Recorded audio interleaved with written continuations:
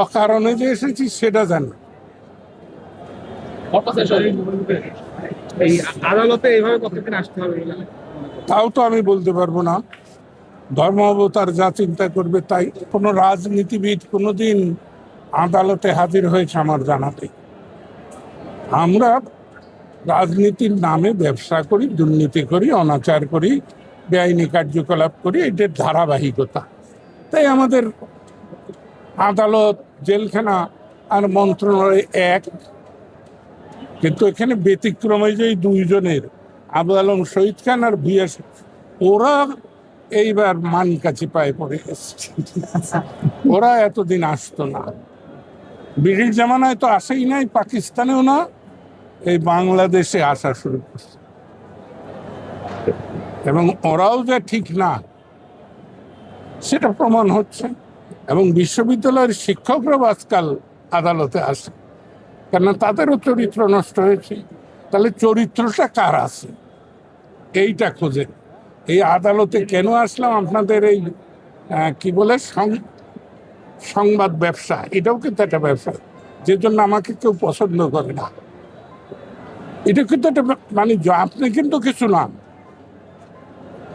এটা মালিক পক্ষ কারা, তাদের ৭১-এ পরিচয় কি ছিল, ৭৫-এ পরিচয় কি ছিল, ৮০-তে কি ছিল, আজকে তারা কিভাবে কোন কারণে তারা এত সম্পদ এবং শক্তির মালিক হয়েছে। কেউ রাজনীতি করে নাকি? রাজনীতি হলো রাজার নীতি। আমরা হলাম কেউ কৃষকের সন্তান, কেউ শ্রমিকের সন্তান, কেউ কর্মজীবীর সন্তান। আমরা করলে রাষ্ট্র ব্যবস্থার, রাষ্ট্র বন্দোবস্তের কথা বলতে পারি। ওই যে আজকাল বয়ান বলে না, আমি বয়ানে বিশ্বাস করি না। বয়ান হলো যার যার মতামত। ইতিহাস আর বয়ান কিন্তু এক জিনিস না। সেই জায়গাটায় আসুন আপনারা সাংবাদিক বন্ধুরা, এই জায়গাটাকে চাষ করি।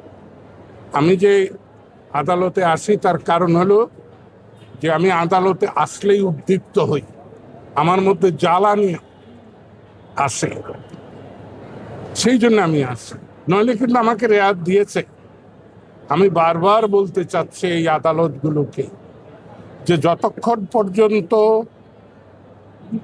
পুলিশ অভিযোগ দায়ের না করে ততক্ষণ আমাদেরকে টানা হেঁচড়া না করলেই হয়।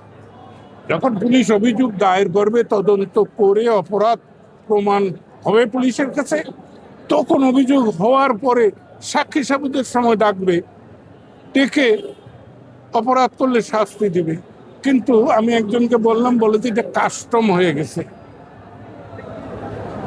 তোকে আদালতে আসতে হয়। আমি আসলাম দেখেন না, আদালতে হাজার হাজার লোক, আমাকে তো ঘেরাও করে রেখেছে ৫০-৬০ জন লয়ার, আর তাদের লয়ারদের পাশে পাশে ঘুরতে হচ্ছে।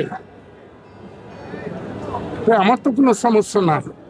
আমি যদি মানুষের কথা ভাবি, তাহলে ওদের কষ্টের অংশীদার হওয়ার জন্য, অংশীজন হওয়ার জন্য আমি একটা সুযোগ পেয়েছি, সেই জন্য আমি আসি।